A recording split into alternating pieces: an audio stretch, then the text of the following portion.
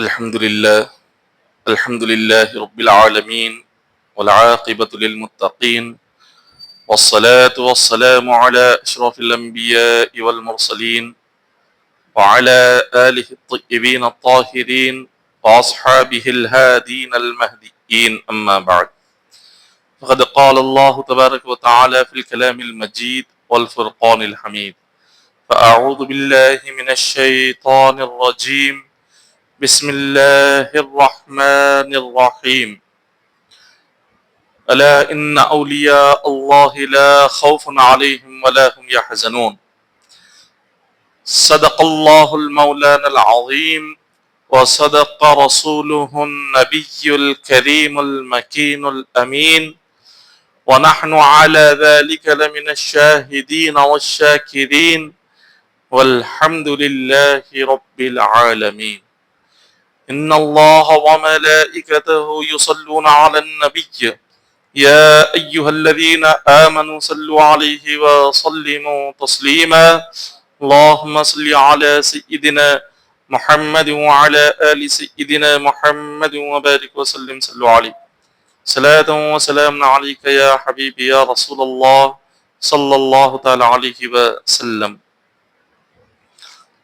معزز سامعین اکرام،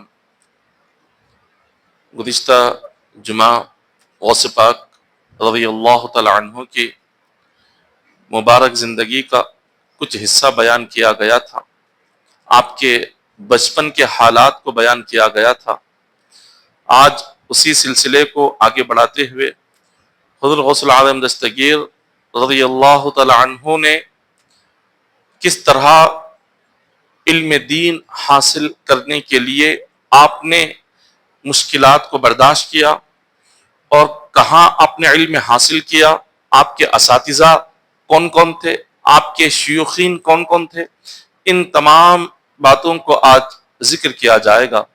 حضرت غوث پاک رضی اللہ تعالیٰ عنہ کے علم دین حاصل کرنے کا سفر کیسا تھا، اس سفر کے تعلق سے آج بیان کیا جائے گا۔ حضرت غوث پاک رضی اللہ تعالیٰ عنہ نے اپنی والدہ سے علم دین حاصل کرنے کے لیے اپنا مقام چھوڑ کر جیلان جہاں آپ رہتے تھے وہاں سے آپ نے بغداد جانے کی اجازت مانگی۔ والدہ نے جب آپ کو اجازت عطا فرما دی تو غوث پاک رضی اللہ تعالیٰ عنہ نے اپنا سفر جاری رکھا۔ اپنا سفر جب آپ نے شروع کیا، ایک قافلہ بغداد کی طرف روانہ ہو رہا تھا۔ غوث پاک رضی اللہ تعالیٰ عنہ اس قافلے کے ساتھ بغداد کی طرف آپ نکل گئے۔ اب اس دور میں جو سفر تھا، یہ سفر کوئی معمولی سفر نہیں تھا کہ اس زمانے میں کہیں سفر کرنا ہوتا، ایک مقام سے دوسرے مقام پر جانا ہوتا، کئی طرح کی مشکلات تھے، کیونکہ وہاں راستے پر امن نہیں تھے۔ جن راستوں سے بھی سفر کرتے ہوئے جاتے، وہاں درمیان میں جنگلات آیا کرتے تھے۔ ان جنگلات میں لٹیرے ہوتے جو قافلوں کو لوٹ لیا کرتے تھے، یا کوئی جانور آ جاتے جو قافلوں پر حملہ کر دیتے، نہ جان کی سلامتی رہتی نہ مال کی سلامتی رہتی۔ تو غوث پاک رضی اللہ تعالی عنہ نے جب علم حاصل کرنے کا ارادہ کیا تو آپ نے نہ اپنی جان کی پرواہ کی، نہ آپ نے اپنی مال کی پرواہ کی، آپ نے صرف یہ سوچا کہ مجھے علم حاصل کرنا ہے، یہ دل میں ارادہ کر کے آپ اس قافلے کے ساتھ آپ بغداد کی طرف روانہ ہو گئے۔ اس زمانے میں بغداد علم کا مرکز مانا جاتا تھا۔ غوث پاک رضی اللہ تعالیٰ عنہ کے دور میں لوگ دور دور سے بغداد آتے تھے، کیونکہ وہاں پر علماء اور مشائخین کا ہجوم ہوتا تھا۔ کئی سارے علماء، کئی سارے مشائخین جن کے پاس علم کا سمندر تھا، جو علم ظاہر کو بھی جانتے تھے، علم باطن کو بھی جانتے تھے، علم تصوف کا بھی علم رکھتے تھے، علم طریقت کا بھی علم رکھتے تھے، علم معرفت کا بھی علم رکھتے تھے، تو اس لیے ہر جگہ سے دور دور سے لوگ بغداد میں آ کر علم حاصل کرنے کے لیے وہیں پر رہا کرتے تھے۔ تو غوث پاک رضی اللہ تعالیٰ عنہ بھی آپ بغداد میں تشریف لائے۔ جیسے ہی غوث پاک رضی اللہ تعالیٰ عنہ نے بغداد میں اپنا قدم رکھا تو اسی لمحہ بارش نازل ہو گئی، اسی لمحے ایک بارش نازل ہو گئی۔ تو آپ نے بغداد پہنچ کر سیدھے حضرت شیخ حماد بن مسلم کی خانقاہ پر گئے۔ حضرت شیخ حماد اس دور میں وہ بہت بڑے صوفی تھے اور بہت بڑے عالم با عمل بھی تھے۔ تو غوث پاک رضی اللہ تعالیٰ عنہ، رات کا وقت تھا جب آپ بغداد پہنچے تھے، تو رات کے وقت میں سیدھے آپ شیخ حماد بن مسلم کی خانقاہ پر تشریف لے جاتے ہیں۔ جیسے ہی آپ وہاں پہنچے تو آپ حضرت شیخ حماد کا جو خادم تھا وہ خانقاہ کا دروازہ بند کر رہا تھا، رات کا کافی حصہ گزر چکا تھا۔ تو جیسے ہی آپ نے دیکھا کہ خادم دروازہ بند کر رہا ہے تو غوث پاک رضی اللہ تعالیٰ عنہ کو یہ بات گوارا نہیں ہوئی کہ آپ اس وقت میں جا کر شیخ حماد کو تکلیف پہنچائے، کیونکہ آپ نے اپنے آرام کے لیے آپ اندر جا چکے تھے اور خادم کو کہہ دیا تھا کہ اب کوئی آنے والا نہیں ہے، دروازہ بند کر دو۔ تو غوث پاک کے اخلاق دیکھیے کہ آپ نے جب دروازہ بند ہوتا ہوا دیکھا تو خانقاہ کے باہر ہی رہ گئے، خادم نے دروازہ بند کر دیا، غوث پاک رضی اللہ تعالیٰ عنہ خانقاہ کے باہر ساری رات آپ وہیں پر آپ نے گزار دیا، کیونکہ علم حاصل کرنا تھا۔ تو غوث پاک نے اپنے استاد کی دہلیز پر وہیں پر ساری رات آپ نے گزار دی۔ جیسے ہی صبح ہوئی خانقاہ کا دروازہ کھلا، حضرت شیخ حماد بن مسلم ہر دن کی طرح اپنی خانقاہ میں آ کر بیٹھے۔ غوث پاک رضی اللہ تعالیٰ عنہ جب آپ خانقاہ میں داخل ہوتے ہیں، شیخ حماد بن مسلم نے جب غوث پاک رضی اللہ تعالیٰ عنہ کو دیکھا تو دیکھ کر آپ کی آنکھوں سے آنسو جاری ہونے لگ گئے، آپ رونے لگ گئے اور روتے ہوئے آپ نے غوث پاک رضی اللہ تعالیٰ عنہ کو اپنے قریب بلایا، کھڑے ہو گئے اور انہیں گلے سے لگایا، گلے سے لگا کر آپ نے فرمایا، اے عبد القادر، اللہ تبارک و تعالی آج ہمیں جو علم عطا فرمایا ہے، آئندہ وقت میں خدا وہی علم تمہیں عطا فرمانے والا ہے۔ اللہ نے آج جو ہمیں یہ مقام عطا فرمایا، یہ مقام آنے والے وقت میں اللہ تعالیٰ تمہیں عطا فرمانے والا ہے۔ جب خدا تمہیں وہ مقام عطا فرمائے، جب خدا تمہیں علم ظاہر اور علم باطن عطا فرمائے تو دنیا والوں پر اپنا فیض جاری رکھنا، دنیا والوں کو اپنے علم کی خیرات عطا کرنا، دنیا والوں کو سیدھی راہ دکھا کر راہ ہدایت پر انہیں چلانا۔ حضرت شیخ حماد بن مسلم نے غوث پاک رضی اللہ تعالیٰ عنہ کو دیکھتے ہی آپ سمجھ گئے کہ آنے والے وقت میں آپ کا مقام و مرتبہ کیا ہونے والا ہے۔ تو غوث پاک رضی اللہ تعالیٰ عنہ شیخ حماد بن مسلم کے پاس ہی رہے اور انہی کے مدرسے میں آپ نے داخلہ لیا۔ یہ حضرت شیخ حماد بن مسلم غوث پاک رضی اللہ تعالیٰ عنہ کے اساتذہ میں سے ہے، آپ کے استادوں میں سے ہے۔ تو حضور غوث پاک چند مہینوں تک ان کے مدرسے میں رہ کر آپ حافظ بنے، حفظ قرآن مکمل کیا، اور پھر اس کے بعد چند دینی ابتدائی کتابیں آپ نے پڑھی، اور حضرت شیخ حماد نے غوث پاک رضی اللہ تعالیٰ عنہ پر ایسی نظر کرم فرمائی اور آپ کو علم دین کے لیے ایسے تیار کیا، ایسا علم آپ کو عطا فرمایا کہ چند مہینوں میں حضور غوث پاک رضی اللہ تعالیٰ عنہ نے کافی کتابیں آپ نے پڑھ لی، کافی آپ نے علم حاصل کر لیا۔ اب اس کے بعد غوث پاک رضی اللہ تعالیٰ عنہ نے چاہا کہ میں اور علم حاصل کروں۔ یہیں پر آپ کی جستجو ختم نہیں ہوئی، علم حاصل کرنے کا شوق اور علم حاصل کرنے کی جو طلب تھی آپ کے دل میں، وہ طلب اور وہ شوق یہیں پر ختم نہیں ہوتا۔ آپ حافظ بن کر یہیں پر نہیں بیٹھ جاتے، چند دینی کتابیں پڑھ کر آپ واپس گھر کو نہیں جاتے، بلکہ آپ نے سوچا کہ میں نے حفظ تو کر لیا، میں نے چند کتابیں تو پڑھ لی، اب مجھے آگے بڑھ کر عالم بھی بننا ہے، آگے بڑھ کر مجھے مفسر بننا ہے، محدث بننا ہے، فقیہ بننا ہے۔ جب تک علم شریعت حاصل نہیں ہوتا اس وقت تک بندہ علم طریقت بھی حاصل نہیں کر سکتا۔ تو غوث پاک رضی اللہ تعالیٰ عنہ نے اسی لیے سب سے پہلے علم شریعت کو حاصل کرنے کے لیے آپ حضرت شیخ حماد کے مدرسے میں آ گئے۔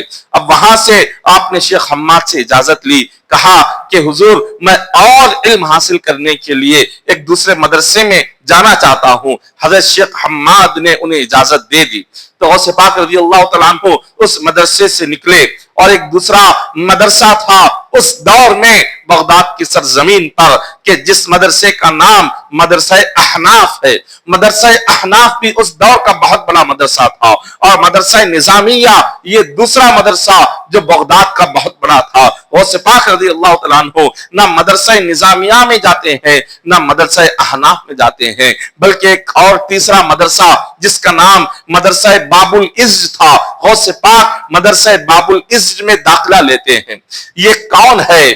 اس مدرسہ باب العز کے جو بانی ہے، مدرسہ باب العز کے جو ذمہ دار ہے، یہ حضرت شیخ مبارک المخزومی ہے۔ شیخ حضرت یہ وہ مرشد کامل ہے جنہوں نے غوث پاک رضی اللہ تعالیٰ عنہ کو آگے کی کئی سارے علم کے فن غوث پاک کو سکھائے۔ حضرت شیخ ابو سعید المبارک المخزومی، حضرت شیخ ابو سعید المبارک المخزومی یہ حضور غوث پاک رضی اللہ تعالیٰ عنہ کے یہ شیخ بھی ہیں، ان کے پیر بھی ہے، ان کے مرشد بھی ہے، ان کے استاد بھی ہے۔ حضرت شیخ ابو سعید مبارک المخزومی کے مدرسے میں غوث پاک رضی اللہ تعالیٰ عنہ آپ داخلہ لے کر ان کے پاس اصول فقہ پڑھتے ہیں، اور فن فقہ میں آپ مہارت حاصل کرتے ہیں، علم ادب پڑھتے ہیں، اصول حدیث پڑھتے ہیں، اصول تفسیر پڑھتے ہیں۔ علم تفسیر میں اور علم حدیث میں اور علم فقہ میں اور علم ادب میں حضور غوث پاک رضی اللہ تعالیٰ عنہ بڑا ہی اونچا درجہ آپ نے یہاں اس مدرسے میں پڑھ کر حاصل فرمایا تھا۔ اور جب اس مدرسے میں داخل ہوئے، جب آپ پڑھنے لگے تو آپ کا یہ سفر آسان سفر نہیں تھا، یہ بڑا مشکل سفر تھا۔ علم حاصل کرنے کا جو سفر غوث پاک کا گزرا، یہ اس سفر میں حضور غوث پاک فرماتے ہیں کہ آپ کی والدہ نے 40 دینار عطا فرمائے تھے، تاکہ طالب علمی میں پڑھائی کے دوران جب بھی آپ کو کوئی ضرورت پڑ جائے تو آپ اس رقم سے کچھ خرید لے۔ اپنی ضرورت کی چیزیں خریدنے کے لیے والدہ نے 40 دینار عطا فرمائے تھے۔ غوث پاک رضی اللہ تعالیٰ عنہ جیسی بغداد پہنچے، آپ نے مسکینوں میں فقیروں میں اس کو خیرات فرما دیا۔ اب آپ کی عادت یہ تھی کہ دن کے وقت میں آپ شہر میں جاتے اور مدرسے میں پڑھ لیتے، اور جیسے ہی پڑھائی ختم ہو جاتی آپ مدرسے میں نہیں رہتے بلکہ آپ جنگلوں کی طرف نکل جاتے، آپ بیابان اور ویران جگہوں کی طرف چلے جاتے۔ دریائے دجلہ کے کنارے پر حضور غوث پاک جا کر وہاں کی جو ابری ہوئی جو ہریالی ہوتی تھی، وہاں کی جو پتے ہوتے تھے، غوث پاک رضی اللہ تعالیٰ عنہ ان پتوں کو کھایا کرتے تھے، اس ہریالی کو کھاتے تھے، وہاں سے اگنے والی گھاس کو آپ کھا کر اپنا پیٹ بھرتے تھے، اور جہاں رات ہو جاتی غوث پاک وہیں پر سو جاتے تھے، جس جگہ رات ہوتی وہیں پر آرام فرما دیتے، اور جب صبح کا وقت ہوتا دوبارہ مدرسے میں آتے، اور مدرسے میں آ کر آپ سبق پڑھ لیتے، اور پھر اس کے بعد آپ وہاں سے نکل کر جنگلوں میں، دریاؤں کے کنارے پر، ویران جگہوں میں حضور غوث پاک رضی اللہ تعالیٰ عنہ چلے جاتے۔ آپ غور فرمائے اس وقت میں کیا حضور غوث پاک کی تکلیف تھی، کیسے آپ نے برداشت کیا کہ دوپہر کی تپتی ہوئی دھوپ ہوتی تھی، رات کی ہولناک تاریک آندھی آتی تھی، سردیوں کا وقت ہوتا تھا، گرمیوں کا زمانہ ہوتا تھا، طوفان آیا کرتے تھے، ایسی تمام موسموں کے وقت میں بھی غوث پاک رضی اللہ تعالیٰ عنہ جہاں کہیں پر باہر ہی وہیں پر رہا کرتے تھے۔ آپ نے آرام سے علم حاصل نہیں کیا اور سکون سے سو کر علم حاصل نہیں کیا، آپ نے جو علم حاصل کیا ہے ایسی تکلیفوں سے علم حاصل کیا ہے کہ اگر بندہ ان تکلیفوں کو جان لے تو اس کی روح کانپ جائے گی۔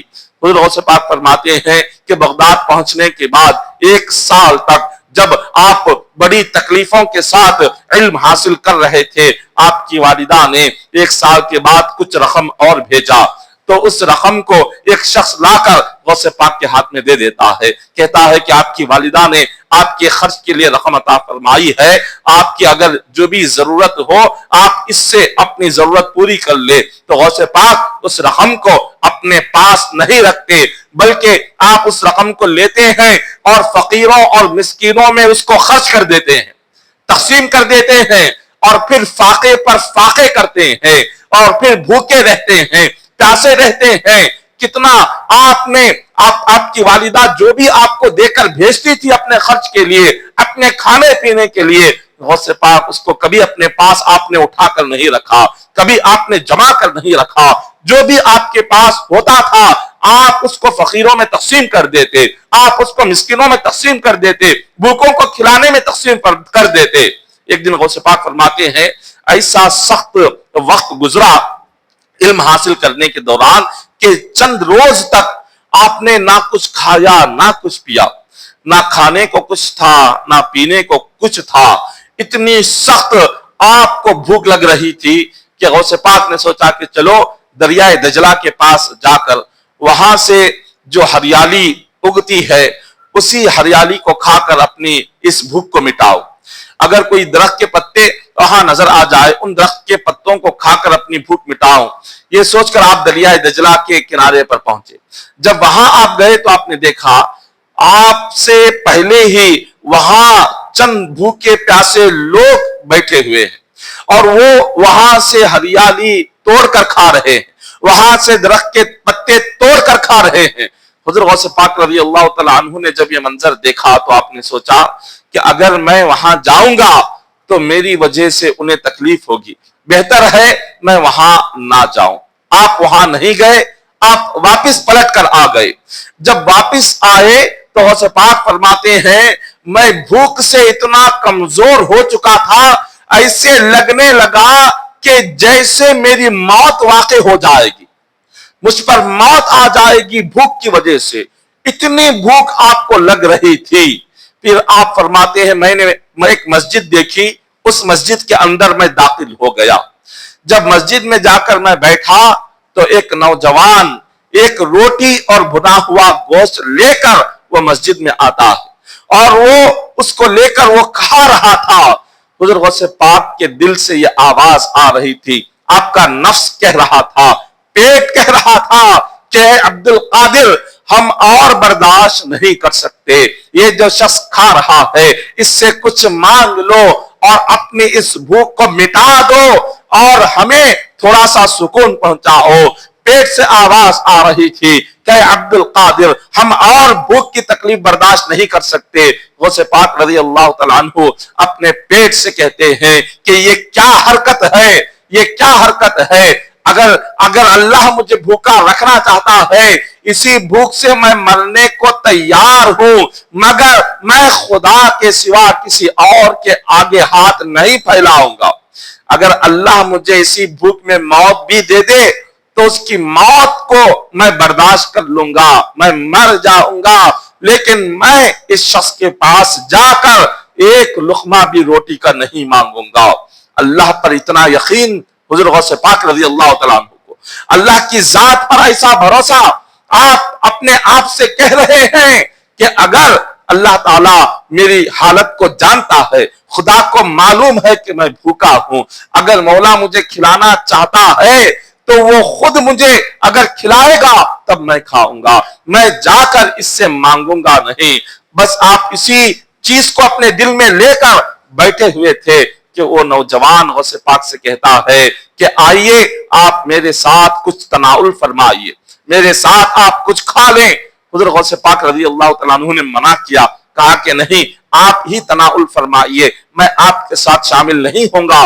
مگر وہ نوجوان بار بار آپ کو اصرار کر رہا تھا، کہہ رہا تھا کہ آپ آئیں اور میرے ساتھ کچھ کھائیں۔ تو اس کے بار بار کہنے پر حضرت غوث پاک رضی اللہ تعالیٰ عنہ اس کے ساتھ بیٹھ گئے اور چند لقمے آپ کھا رہے تھے کہ اس نوجوان نے پوچھا کہ تم کہاں کے رہنے والے ہو؟ تو غوث پاک فرماتے ہیں کہ ایران کا ایک شہر ہے جیلان، میں وہاں کا رہنے والا ہوں۔ اس نوجوان نے کہا کہ آپ بغداد میں کیا کر رہے ہو؟ وہ فرماتے ہیں کہ بغداد میں علم حاصل کرنے کے لیے آیا ہوا ہوں۔ اب وہ نوجوان پوچھنے لگا کہ یہاں پر میں ایک شخص کی تلاش کر رہا ہوں, وہ نوجوان مجھے مل نہیں رہا. غوث پاک نے پوچھا کہ بتاؤ تم کس کی تلاش کر رہے ہو؟ وہ کہنے لگا کہ ایک عبد القادر نامی ایک نوجوان ہے, ان کی ماں نے کچھ رقم مجھے دے کر بھیجا ہے, 8 دینار بھیجا ہے کہ وہ جہاں ملے میں اس رقم کو امانت کو لوٹانا چاہتا ہوں, میں تلاش کر رہا ہوں مگر عبد القادر مجھے مل نہیں رہا. تو حضور غوث پاک فرماتے ہیں جس عبد القادر کو تم تلاش کر رہے ہو وہ عبد القادر میں ہی ہوں. جب اس نوجوان نے سنا کہ یہی عبد القادر ہے, اس کے چہرے کا رنگ پھیکا پڑ گیا اور اس نے حضور غوث پاک رضی اللہ تعالیٰ عنہ سے کہنے لگا آپ کی والدہ نے 8 دینار مجھے دے کر بھیجا تھا, جب میں بغداد میں آیا تو 3 دن تک میرے پاس خرچ موجود تھا, 3 دن کا خرچ مکمل ہو گیا, آپ نہیں ملے, میں اور 3 دن میں نے تلاش کیا, 6 دن گزر گئے, 6 دن تک پہلے 3 دن تو کچھ کھا کر میں نے گزارے, باقی کے 3 دن بڑے ہی بھوک اور پیاس سے گزارے, اب اس کے بعد اور 3 دن میں نے آپ کو تلاش کیا, آپ نہیں ملے, اب میں مسلسل 6 دن سے آج بھوکا تھا, اگر آج نہیں کھاتا تو بھوک سے میری موت واقع ہو جاتی. آپ کی والدہ نے جو رقم دی تھی میں نے اسی رقم سے یہ روٹی اور گوشت خریدا ہوا ہے. اب غور فرمائیں, اللہ تعالیٰ حضور غوث پاک کو کھلا بھی رہا تھا تو کسی دوسرے سے نہیں بلکہ آپ کی والدہ نے جو دے کر بھیجا تھا رقم, اسی رقم سے اللہ آپ کو کھلا رہا تھا. حضور غوث پاک نے جب یہ سنا تو آپ نے اس کی اس نیت کی تعریف کی, کہا کہ تم نے بالکل سچ سچ بات کہہ دی, اگر چاہتے تو تم مجھے دھوکہ دے سکتے تھے اور ان باتوں کو چھپا سکتے تھے, مگر تم نے سچ کہا. تو آپ نے اس کو گلے سے لگایا اور صرف اس روٹی سے 3-4 لقمے کھا کر اور جو کچھ بچا تھا اسی کو دے دیا. اس نوجوان نے کہا آپ کی آدھی رقم میرے پاس بچ گئی ہے, یہ آدھی رقم آپ اپنے پاس رکھے. تو غوث پاک فرماتے ہیں نہیں, مجھے اس کی ضرورت نہیں, اس آدھی رقم کو تم ہی اپنے پاس رکھو اور واپس اپنے وطن لوٹ جاؤ. اللہ اکبر. آپ دیکھیں کہ غوث پاک رضی اللہ تعالیٰ عنہ جو رقم بھی آپ کو والدہ دے کر بھیجا کرتی تھی, آپ اس سے اپنا خرچ نہیں چلاتے تھے بلکہ اس کو لوگوں میں تقسیم کر دیتے, یتیموں کو کھلاتے, فقیروں کو کھلاتے, آپ کی ضرورت کے لیے جتنا ہوتا تھا اتنی ضرورت کے لیے رکھ لیتے, باقی رقم لوگوں میں خرچ کیا کرتے تھے. یہ آپ کی عادت کریمہ. اللہ کے نیک بندوں کی عادت یہ ہوتی ہے وہ کل کے لیے نہیں سوچتے کہ کل کیا ہوگا, آنے والے وقت میں میرا کیا ہوگا, یہ رقم ختم ہو جائے گی تو میں کیسے گزاروں گا, میری زندگی کیسے گزرے گی. یہ اللہ کے اولیاء کبھی نہیں سوچتے. جس کو اللہ پر یقین ہوتا ہے, جس کو اللہ پر بھروسہ ہوتا ہے, وہ آنے والے کل کے بارے میں نہیں سوچتا, وہ خدا کی ذات پر یقین کرتا ہے, وہ اللہ کی ذات پر بھروسہ کرتا ہے.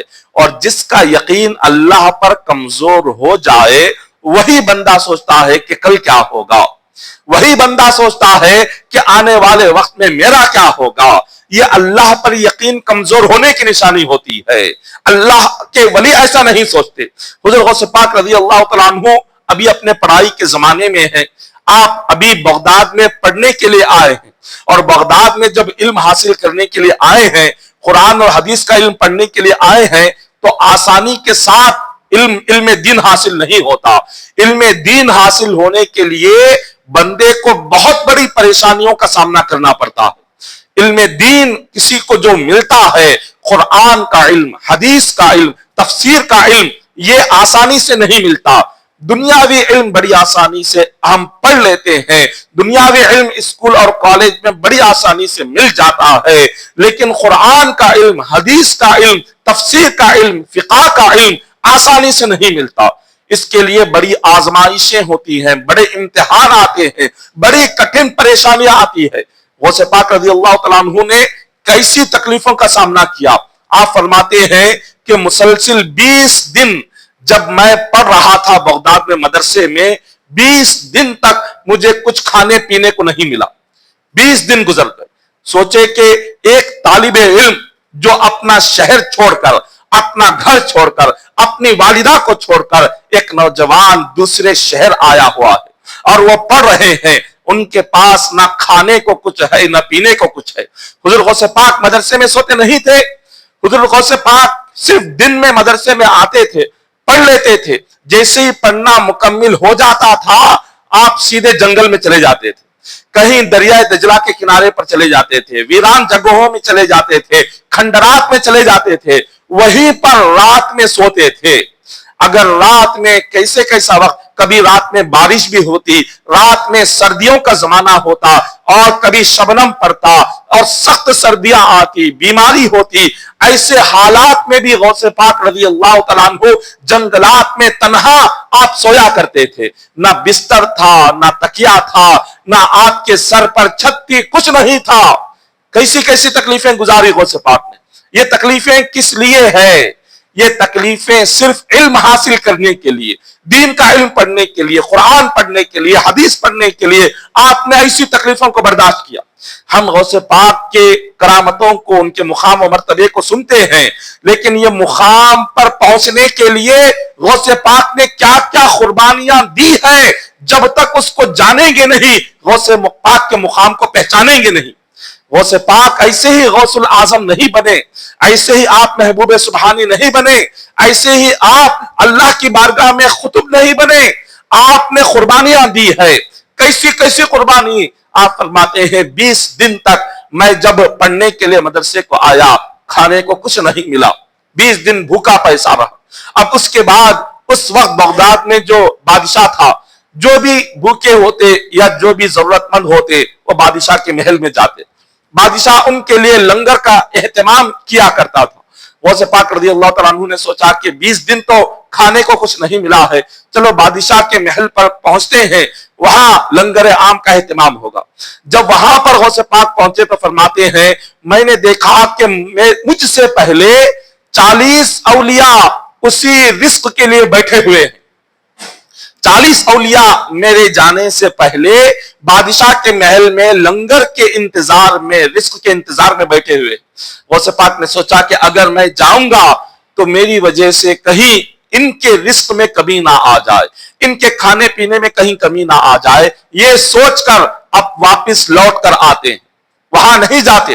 اور جب واپس لوٹ کر آتے ہیں تو حضور غوث پاک رضی اللہ تعالیٰ عنہ آپ فرماتے ہیں راستے میں ایک شخص ہمارے شہر کا مجھ سے مل گیا اور اس نے کہا اے عبد القادر، آپ کی والدہ جب میں یہاں آ رہا تھا آپ کی والدہ نے مجھے کچھ رقم عطا فرمائی ہے تاکہ اس رقم سے آپ اپنے کھانے پینے کا انتظام فرما لے۔ غوث پاک رضی اللہ تعالیٰ عنہ فرماتے ہیں میں نے اس شخص کو بلایا اور اس شخص کو کہا کہ اللہ کے بندے بتا وہ کتنی رقم ہے۔ اس رقم کو جب اس شخص نے غوث پاک کے ہاتھ میں دیا تو آپ نے اس رقم کو اپنے کھانے کے لیے استعمال نہیں کیا۔ آپ 20 دن سے بھوکے ہیں، فقر و فاقے میں ہیں، 20 دن سے کچھ نہیں کھائے، آپ کیا کرتے ہیں اس رقم کو لے کر بادشاہ کے محل پر پہنچتے ہیں۔ وہاں جو 40 اولیاء تھے ان 40 اولیاء کو فرماتے ہیں کہ آؤ میری ماں نے کچھ رقم بھیجی ہے، اس رقم سے سب سے پہلے میں آپ کے لیے کھانے کا انتظام کرتا ہوں۔ آپ نے سب سے پہلے ان کے لیے کھانے کا انتظام کیا، انہیں کھلایا اور اس کے بعد جو رقم بچ گئی اس رقم کو لے کر آپ واپس بغداد آتے ہیں اور بغداد میں آپ چند فقراء کو جمع کرتے ہیں، مسکینوں کو جمع کرتے ہیں اور اس سے چند روٹیاں خرید کر ان سے فرماتے ہیں کہ میں تنہا کھانا نہیں چاہتا، جتنی رقم بچ گئی ہے تم سب کے ساتھ میں بھی کچھ کھانا چاہتا ہوں۔ آپ نے اس رقم کو لے کر سب کے ساتھ جمع ہو کر چند لقمے کھائے اور اس کو چھوڑ دیا۔ یہ اللہ والوں کا طریقہ یہ ہے۔ اللہ والوں کی سیرت ہمیں جاننا ہے، ان کی زندگی ہمیں جاننا ہے کہ انہوں نے کیسے زندگی گزاری ہے۔ یہ غوث پاک کی جوانی ہے جو گزر رہی ہے، جو علم حاصل کرنے میں جا رہی ہے۔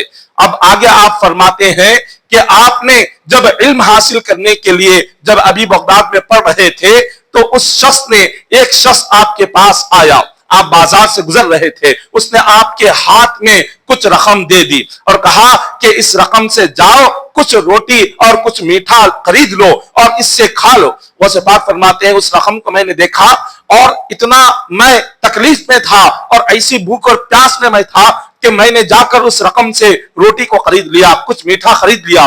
اب لے کر کھانا چاہتے تھے सीधे मस्जिद में जाकर बैठ गए, सोच रहे हैं कि इससे खाऊं या ना खाऊं।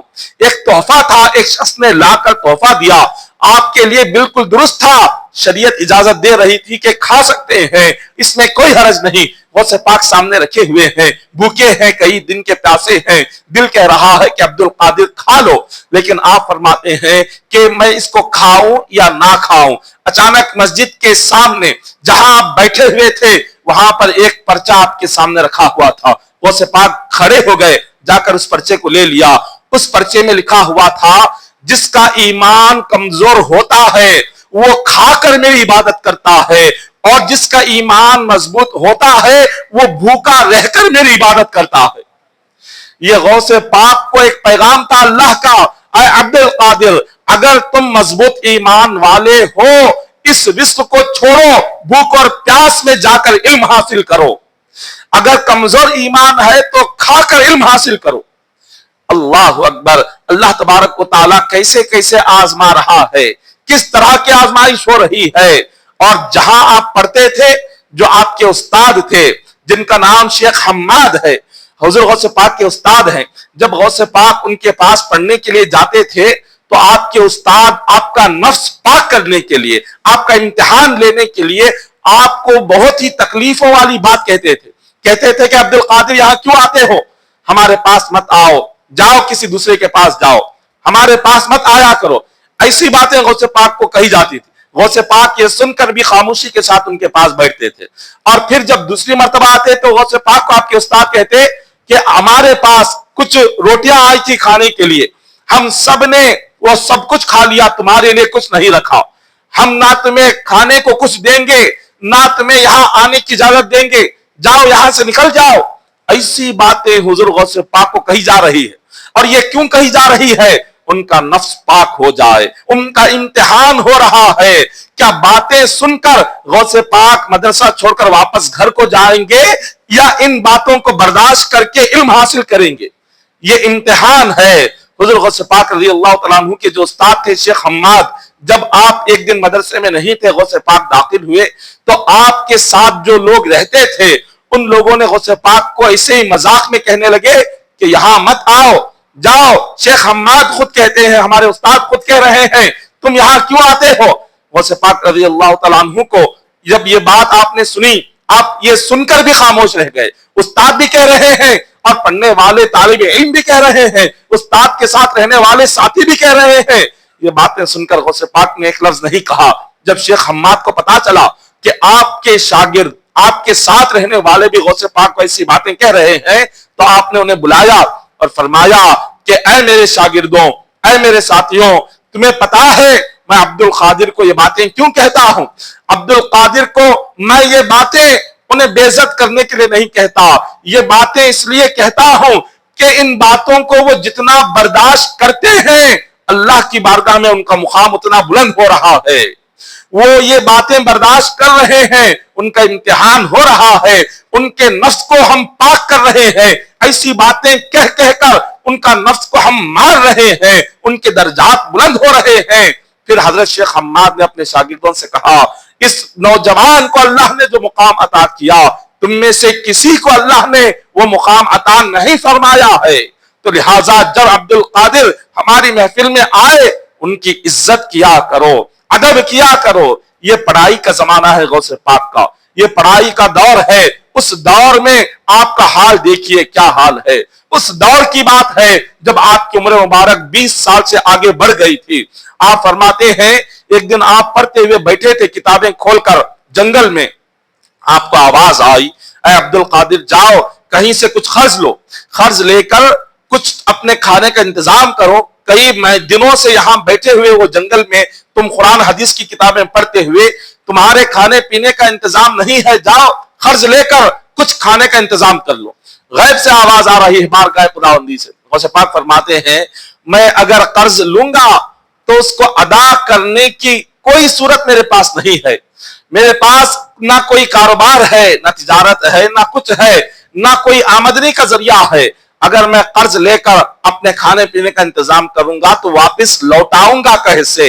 जब आपने ये कहा तो गैब से खुदा की बारगाह से आवाज आती है, ऐ अब्दुल कादिर, قرض لینا تمہارا کام ہے، ادا کرنا ہمارا کام ہے، جاؤ قرض لے کر اپنی ضرورتیں پورا کرو۔ غوث پاک رضی اللہ تعالیٰ عنہ آپ کتابیں لے کر جنگل سے اٹھے اور سیدھے آپ آئے ایک شخص کے پاس جو شہر میں وہ روٹیاں پکا رہا تھا، وہ روٹیاں ڈال رہا تھا۔ اس سے آ کر کہنے لگے اے اللہ کے بندے، میں تم سے ہر دن ایک روٹی کچھ سالن لوں گا، ایک روٹی تھوڑا سا سالن مجھے دینا، لیکن شرط یہ ہے میرے پاس تو کچھ نہیں ہے، جب اللہ کچھ سہولت عطا کرے گا تب میں تمہیں واپس کروں گا، اگر تمہیں یہ منظور ہے تو مجھے ایک روٹی کچھ سالن ہر دن دینا۔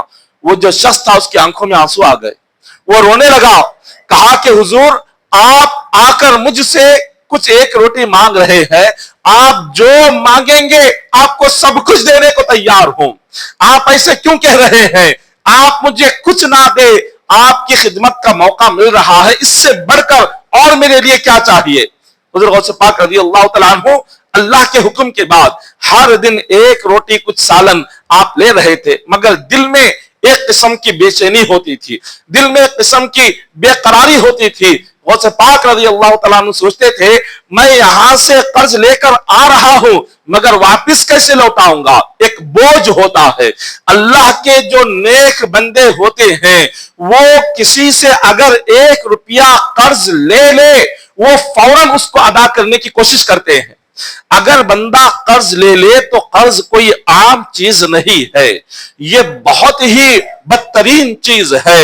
حضور علیہ الصلوۃ والسلام دعا میں کہتے تھے کہ مولا مجھے قرض سے نجات عطا فرما، یہ ایک عذاب ہے، قرض ایک عذاب ہے۔ حضور اس عذاب سے نجات کی دعا مانگا کرتے تھے، یہ بہت بڑا عذاب ہے۔ آج ہم بغیر سوچے سمجھے قرض لے لیتے ہیں اور اس قرض کو ادا کیے بغیر دنیا سے رخصت ہو جاتے ہیں۔ حضور کی بارگاہ میں ایک شخص کا جنازہ لایا گیا، ایک صحابی رسول تھے۔ آقا علیہ الصلوۃ والسلام نے پوچھا یہ جس کا جنازہ تم لائے ہوئے ہو کیا اس پر کوئی قرض ہے؟ صحابی نے کہا کہ حضور ہاں اس بندے پر قرض ہے۔ تو حضور نے فرمایا جب تک اس کا قرض ادا نہیں ہوگا میں نماز جنازہ نہیں پڑھاؤں گا۔ حضور نے نماز جنازہ نہیں پڑھائی۔ ایک صحابی آئے فرمایا کہ حضور میں ضمانت لیتا ہوں میں ان کا قرض ادا کروں گا۔ جب ایک دوسرے صحابی نے ضمانت لی تب حضور نے نماز ادا فرمائی جنازے کی، اور 3 دن کے بعد اس صحابی نے ان کا قرض ادا کیا اور قرض ادا کر کے حضور کے پاس آئے، فرمانے لگے کہ حضور میں نے قرض ادا کر دیا۔ اب حضور فرماتے ہیں آج اس میت کو خبر میں سکون پہنچا ہے، آج جیسے قرض ادا ہوا آج میت کو قبر میں سکون پہنچ رہا ہے۔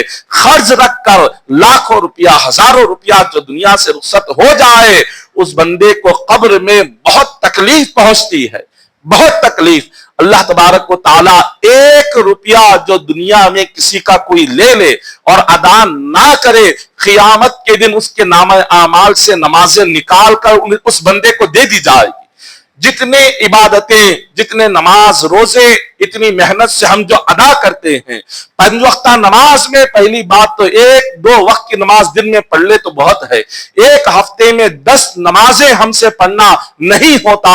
یہاں نمازوں کی کمی ہے، روزوں کی کمی ہے، صدقے کی کمی ہے، خیرات کی کمی ہے، نیک اعمال کی کمی ہے، لیکن قیامت کا دن جب آئے گا ہر بندہ اپنی ایک ایک نیکی کے لیے جب تڑپتا ہوگا اللہ فرمائے گا ان لوگوں کو لاؤ جن لوگوں کا حق دنیا میں انہوں نے ادا نہیں کیا، جن کا حق مارا انہیں یہاں میرے سامنے لے کر آؤ۔ ان بندوں کو جب لایا جائے گا وہ کہیں گے کہ مولا اس بندے نے ہم سے یہ چیزیں لی اور اس کو واپس نہیں لوٹائی۔ اللہ فرشتوں سے فرمائیں گے اس کی نمازیں لاؤ، اور جس نے جو دنیا میں لیا جتنا لیا اس کے برابر اس کی نمازیں ان قرض داروں کو ادا کر دو۔ نمازوں سے قرض ادا کیا جائے گا، روزوں سے قرض ادا کیا جائے گا، زکوٰۃ سے قرض ادا کیا جائے گا، حج سے قرض ادا کیا جائے گا، صدقے سے حج تمام قرض ادا کیا جائے گا۔ اور وہ بندہ کیسا ہوگا؟ حضور فرماتے ہیں صحابہ کو پوچھا تمہیں بتا ہے میری امت کا غریب کون ہے؟ مل مفلس، साहबा ने पूछा, अर्ज किया कि हुजूर, जिसके पास खाने को कुछ ना हो और अपनी जरूरियात जिंदगी के लिए कोई सहूलत ना हो वो गरीब है। हुजूर ने फरमाया, नहीं, वो गरीब नहीं है, मेरी उम्मत का गरीब वो है क़यामत के दिन जो पहाड़ लेकर आएगा इबादतों का, जो पहाड़ लेकर आएगा नेकियों का, जो पहाड़ लेकर आएगा रोजों का, लेकिन जब कर्ज वाले आएंगे और कहेंगे कि मौला, इसने दुनिया में इतनी इबादतें तो की है मगर हमसे जो लिया वो वापस नहीं किया, अल्लाह फरमाएगा उसका कर्ज आज उसकी इबादतों से अदा कर दो। जब इबादतों से अदा किया जाएगा फिर भी उसका कर्ज अदा नहीं होगा, वो हक अदा नहीं होगा, तो अल्लाह फरमाएगा अब अदा नहीं हुआ, अब जिन लोगों से कर्ज लिया उसका जो गुनाह है उसके गुनाह इस बंदे के अमाल में डालो, अब उनकी सजा इसको दो। इतना सख्त तरीन, इतना बड़ा गुनाह। और अल्लाह तबारक व तआला क़यामत के दिन एक नेकी के लिए बंदा तड़प जाएगा और नामा अमाल जब तोला जाएगा तो एक बंदा ऐसा होगा बस एक नेकी की कमी होगी जन्नत में दाखिल होने के लिए। वो अर्ज करेगा कि मौला बस एक नेकी की कमी है। अल्लाह फरमाएगा कि बंदे कहां से लाएगा? वो कहेगा कि मौला अगर एक नेकी लेकर आऊं तो क्या मैं जन्नती बन जाऊंगा? अल्लाह फरमाएंगे कि हाँ बंदे, बस नामा अमाल में तेरे गुनाह और तेरी नेकियां दोनों बराबर है, अगर एक नेकी तेरी नेकियों के पल्ले में आ जाए तो जन्नती बन जाएगा। वर्ष करेगा कि मौला अब मुझे थोड़ा सा वक्त दे, यहां मैदान महशर में मेरे कई सारे लोग हैं, मेरे बहुत सारे लोग हैं, खानदान वाले हैं, रिश्तेदार है, दोस्त अहबाब है, जान पहचान वाले हैं, मुझे बस थोड़ा सा वक्त दे, जाऊंगा, इतने लोग हैं, किसी ना किसी से मैं नेकी लेकर आऊंगा। अल्लाह ताला फरमाएंगे कि बंदे जा, तुझे इजाजत है। वो जाएगा, सबसे पहले वो जाएगा अपनी बीवी के पास, कहेगा कि तूने मेरे साथ सारी जिंदगी गुजारी और तेरी हर ख्वाहिश को जो मैं कर सकता था उसको पूरा किया, तुझको खिलाया पिलाया, कपड़ा पहनाया, तेरे सर पर छत अता किया, तुझे इज्जत दी, सब कुछ दिया, आज के दिन एक नेकी चाहिए, बस मुझे दे दे, मैं जन्नती बन जाऊंगा। वो बीवी कहेगी कि ऐ मेरे शौहर, आपने मेरे लिए दुनिया में बहुत कुर्बानियां दी है, मैं मानती हूं, मगर आज ये मामला है, जिस तरह तुम्हें डर है कहीं एक नेकी की कमी से मैं जहन्नमी ना बन जाऊं, उसी तरह मुझे डर है अगर एक नेकी तुम्हें दे दूंगी, अगर वो कम हो जाएगी तो कहीं मैं जहन्नम में ना चली जाऊं। वो कहेगी कि जाओ, मैं आपको नहीं दे सकती, आप मुझसे पीछा छोड़ दें, किसी दूसरे के पास जाए। वो बेटे के पास जाएगा, कहेगा कि बेटा याद कर, तेरे लिए क्या कुछ नहीं किया, तेरी मोहब्बत में और तेरी ख्वाहिश के लिए मैं खुद भूखा रहता था, तुझे खिलाता था, खुद मैं पुराने कपड़े पहनता था, तुझे नया लिबास पहनाता था, अपनी ख्वाहिशात को मिटाता था ताकि तेरी ख्वाहिशें पूरी हो जाए, अपनी खुशियों की कुर्बानी देता था ताकि तेरी खुशियां पूरी हो जाए। बेटा आज एक नेकी की कमी है, बस एक नेकी दे दे ताकि इसके जरिए से मैं जन्नती बन जाऊं।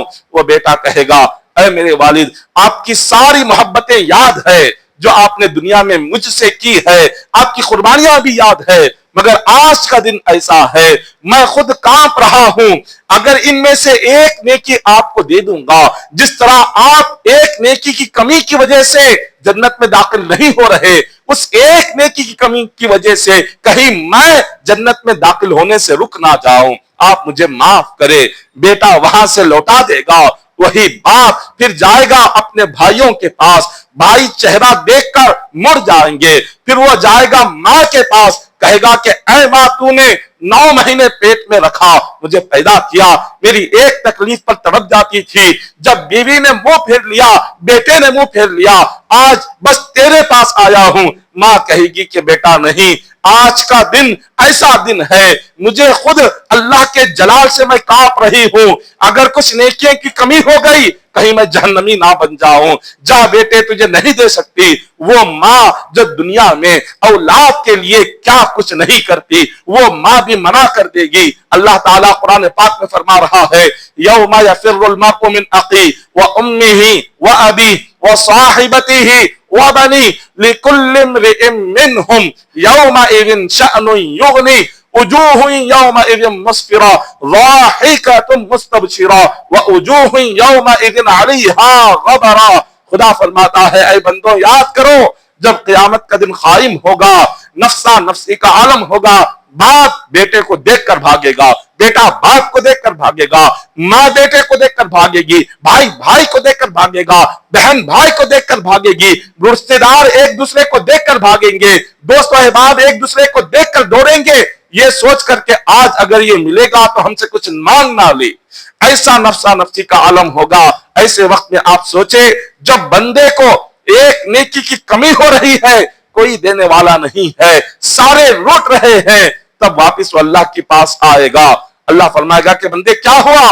وہ کہے گا مولا آج سب نے اپنا منہ پھیر لیا ہے، سب نے منہ پھیر لیا ہے، کوئی نہیں ہے جو آج ایک نیکی سے میری مدد کرے۔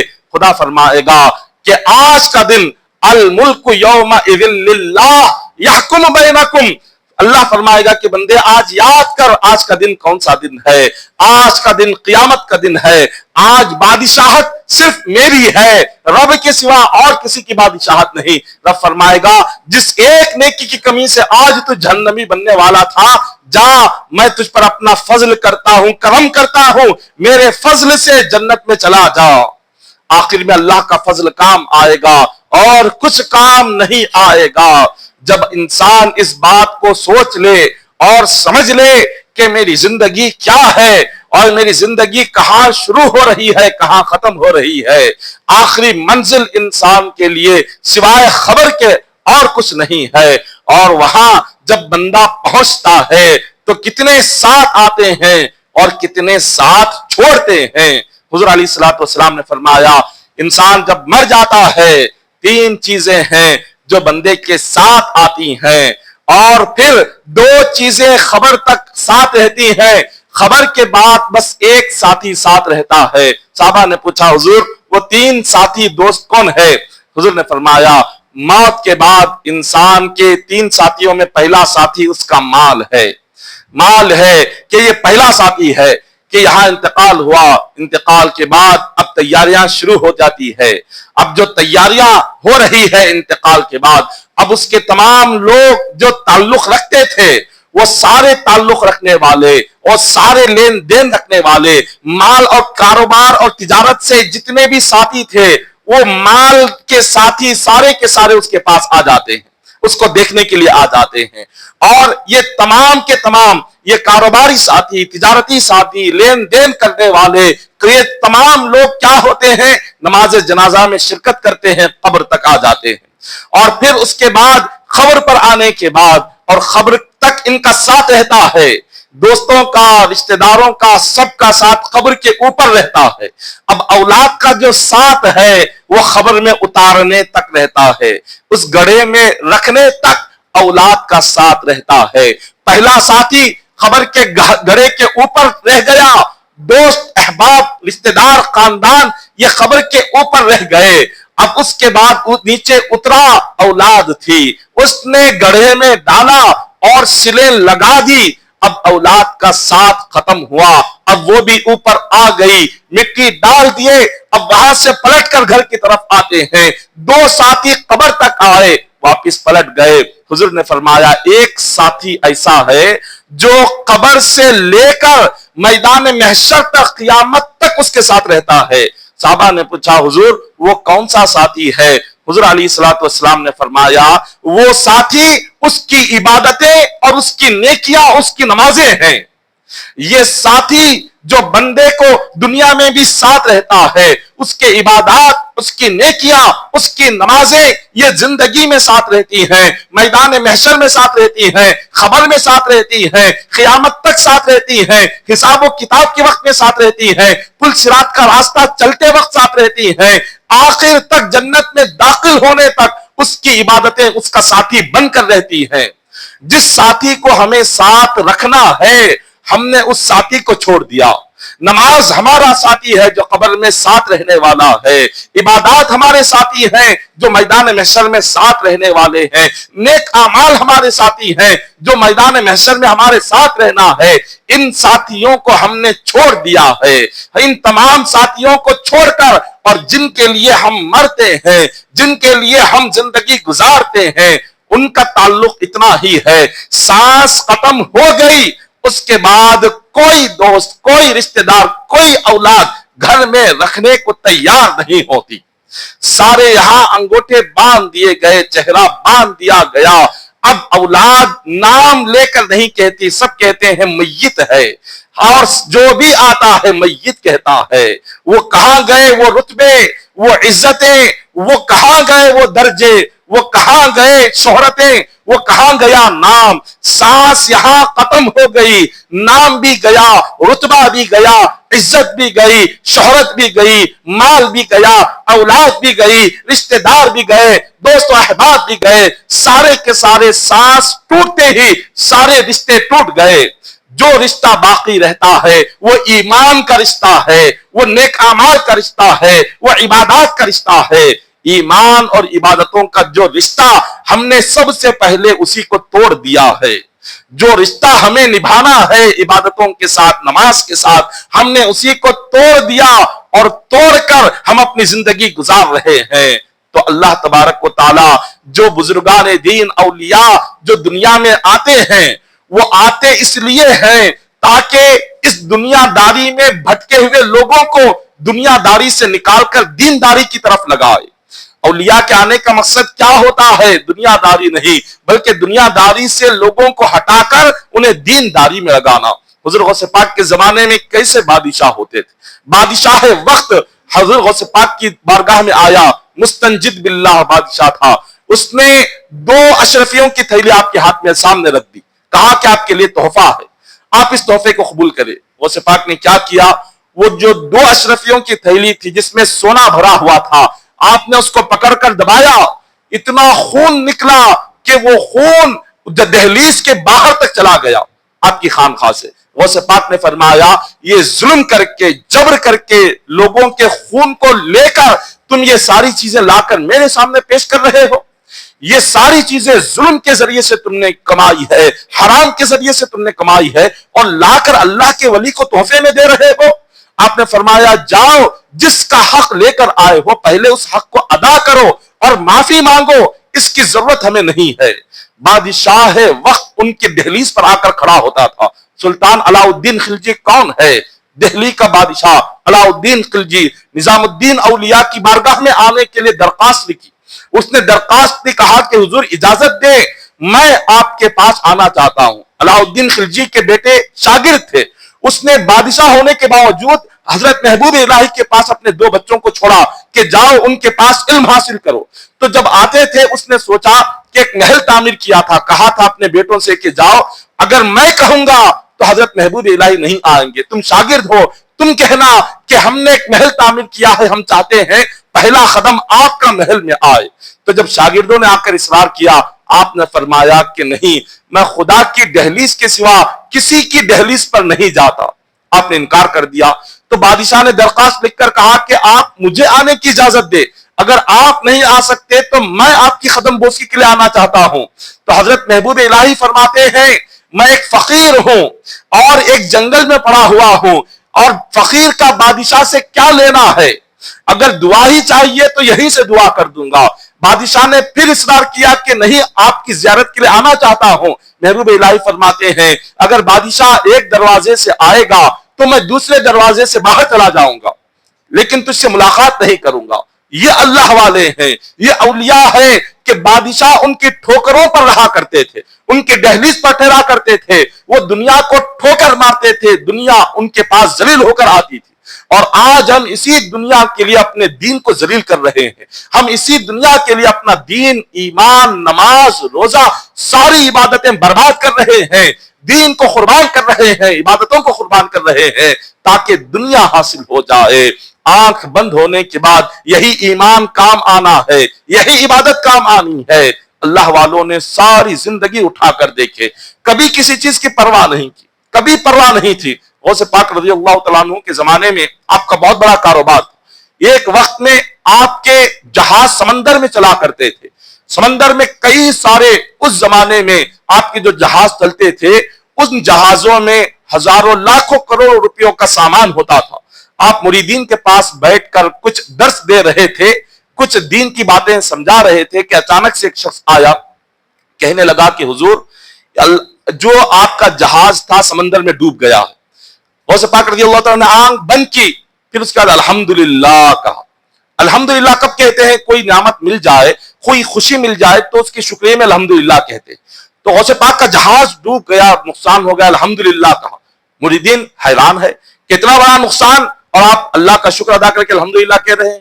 پھر تھوڑی دیر کے بعد ایک شخص آیا، کہنے لگا جو سمندر میں ڈوبا وہ آپ کا جہاز نہیں تھا، کسی دوسرے کا جہاز تھا، ہم نے غلطی سے آپ کا جہاز کہہ دیا۔ غوث پاک نے تھوڑی دیر خاموش رہ کر پھر آپ نے دوبارہ الحمدللہ کہا۔ دونوں مرتبہ فائدہ ہوا تو بھی الحمدللہ کہا، نقصان ہوا تو بھی الحمدللہ کہا۔ تو مریدین نے پوچھا کہ حضور یہ کیا معاملہ ہے، ہمیں بات سمجھ نہیں آئی، سمجھائیے۔ غوث پاک فرماتے ہیں جب میں نے سنا کہ میرا کروڑوں کا جو جہاز تھا سمندر میں ڈوب گیا، تھوڑی دیر کے لیے آنکھ بند کر کے میں نے اپنے دل کو دیکھا کہ اس نقصان کی وجہ سے کیا میرا دل اللہ کا ذکر کر رہا ہے یا نقصان کے غم میں میرے دل نے ذکر کرنا چھوڑ دیا۔ میں نے دیکھا کہ اس نقصان سے دل پر کوئی اثر نہیں ہوا، دل اللہ کے ذکر میں جاری ہے۔ تو میں نے اللہ کا شکر ادا کیا کہ مولا اس نقصان سے میرے دل پر کوئی اثر نہیں، دل تیرا ذکر کر رہا ہے، اس سے بڑی دولت کیا چاہیے۔ پھر آپ فرماتے ہیں جب میں نے سنا کہ فائدہ ہو گیا کہ میرا جہاز ڈوبنے سے بچ گیا، وہ دوسرے کا جہاز تھا، پھر میں نے اپنے دل کو دیکھا، اس فائدے میں آ کر خوش ہو کر، اس فائدے میں خوش ہو کر کیا میرے دل نے ذکر چھوڑ دیا یا کر رہا ہے۔ جب میں نے دل کو دیکھا تو پتا چلا اتنا بڑا فائدہ ہونے کے باوجود بھی میرا دل اللہ کے ذکر کو نہیں چھوڑا۔ میں نے اللہ کا شکر ادا کیا کہ مولا نقصان ہو یا فائدہ ہو، اس کا اثر میرے دل پر نہیں ہو رہا، میرا دل تو تیرے ذکر میں جاری ہے۔ تو یہ ہر بندے کو یہ عادت بنا لینی چاہیے کہ دل پر دنیا کا اثر ہونے نہ دے۔ دنیا میں رہنا تو ہے، دنیا میں رہنے کے لیے اللہ نے بھیجا ہے، لیکن دنیا کو دل کے اندر آنے نہ دے۔ دل اللہ کے لیے، خدا کی محبت، رسول کی محبت، اولیاء کی محبت کے لیے اللہ نے دل بنایا ہے۔ یہ دل مرکز ہے محبت کا، ایمان کا، عبادت کا۔ تو دل میں دین ہو، اپنے جسم کو دنیا کے لیے رکھے۔ مگر جب بندے کا دل اور جسم دونوں دنیا میں چلا جائے، اب اس کے لیے سوائے آخرت کی بربادی کے اور کچھ نہیں ہے۔ اولیاء کی تعلیمات سے، غوث پاک کی زندگی سے ہمیں یہی سبق ملتا ہے کہ ہم سب سے پہلے اپنے دل کو اللہ کی طرف پھیرے۔ نماز اگر پڑھ رہے ہوں، صرف جسم ہمارا رکوع سجدہ نہ کرے، جسم کے ساتھ ساتھ دل بھی ہمارا رکوع سجدہ کرے۔ صرف نماز کے وقت میں ذہن ہی یہاں نہ ہو، ذہن کے ساتھ ساتھ ہماری روح اور ہمارا دل، ہمارا جسم سب کچھ نماز میں حاضر ہو، تب اللہ اس نماز کو قبول فرماتا ہے۔ دعا ہے کہ اللہ تعالی ہم تمام کو صحیح طریقے سے اولیاء کے نقش قدم پر چلنے کی توفیق عطا فرمائے۔ اللہ تبارک و تعالی ہم تمام پر فضل و کرم فرمائے، ہمارے صغیرہ کبیرہ گناہوں کو معاف فرمائے۔ الہ العالمین اے مالک و مولا ہم تمام کی جائز حاجتوں کو پورا فرما۔ الہ العالمین جو مصیبت زدہ ہے مولا ان کی مصیبتوں سے نجات عطا فرما، جو بیمار ہے انہیں شفائے کلی عطا فرما۔ الہ العالمین جو بے روزگار ہے ان کے لیے روزی کا ذریعہ عطا فرما۔ الہ العالمین اے مالک و مولا جہاں کہیں روئے زمین پر اہل اسلام پر ظلم ہو رہا ہے مولا انہیں اس ظلم سے نجات عطا فرما۔ مولا ہماری جان و مال کی حفاظت فرما، عزت و آبرو کی حفاظت فرما اور اہل و عیال کی حفاظت فرما۔ مولا کلمے پر موت نصیب فرما۔ الہ العالمین موت کے وقت زبان پر کلمہ جاری فرما۔ 5 وقتہ نماز جماعت سے پابندی سے پڑھنے کی توفیق عطا فرما۔ مولا ہم تمام کو تہجد بھی پڑھنے کی توفیق عطا فرما۔ الہ العالمین صدقہ و خیرات کرنے کی توفیق عطا فرما۔ ہماری نمازوں کو قبول فرما، ہمارے روزوں کو قبول فرما، ہماری صدقہ و خیرات کو قبول فرما۔ ان اللہ و ملائکتہ یصلون علی النبی یا ایھا الذین آمنوا صلوا علیہ وسلموا تسلیما۔ اللهم صل على سيدنا محمد وعلى آل سيدنا محمد وبارك وسلم صلوا عليه صلاة وسلام عليك يا حبيبي يا رسول الله صلى الله تعالى عليه وسلم حسبنا الله حسبنا الله حسبنا الله نعم الوكيل نعم المولى نعم النصير سبحان ربك رب العزة عما يصفون وسلام على المرسلين والحمد لله رب العالمين